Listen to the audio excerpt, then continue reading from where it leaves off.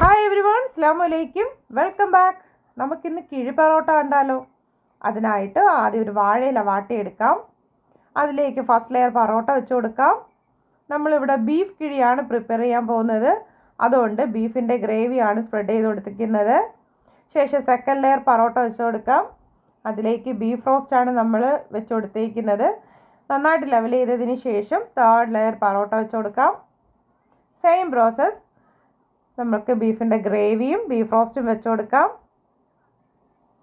ഇനി നമുക്ക് കുറച്ച് അലങ്കാരപ്പണി ആയാലോ.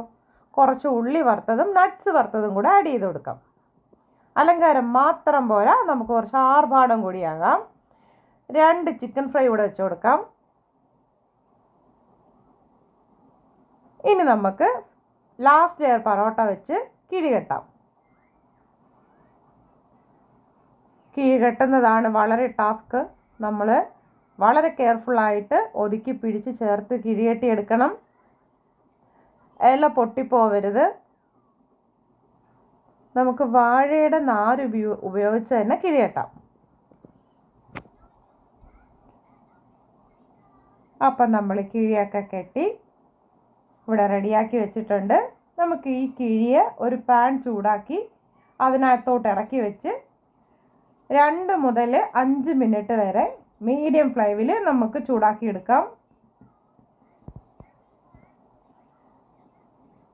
ശേഷം ചൂടോടെ തന്നെ നമുക്കിത് ഓപ്പൺ ചെയ്യാം. പൊറോട്ട നല്ല ചൂടായി ആവിയൊക്കെ കയറി വന്നിട്ടുണ്ട്. നല്ല മണമാണ്. ഫസ്റ്റ് ലെയർ നമുക്ക് മാറ്റി നോക്കാം. ആ ഉള്ളി വറുത്തതിൻ്റെയൊക്കെ നല്ല സ്മെല്ല് വരുന്നുണ്ട്. എങ്ങനെയുണ്ട് നമ്മുടെ കിഴി പൊറോട്ട? എല്ലാവരും കമൻസ് വഴി അഭിപ്രായം അറിയിക്കണം. വീഡിയോസ് കാണണം, ലൈക്ക് ചെയ്യണം, ഷെയർ ചെയ്യണം. അപ്പോൾ അടുത്തൊരു വീഡിയോ ആയിട്ട് ഉടനെ വരുന്നതായിരിക്കും.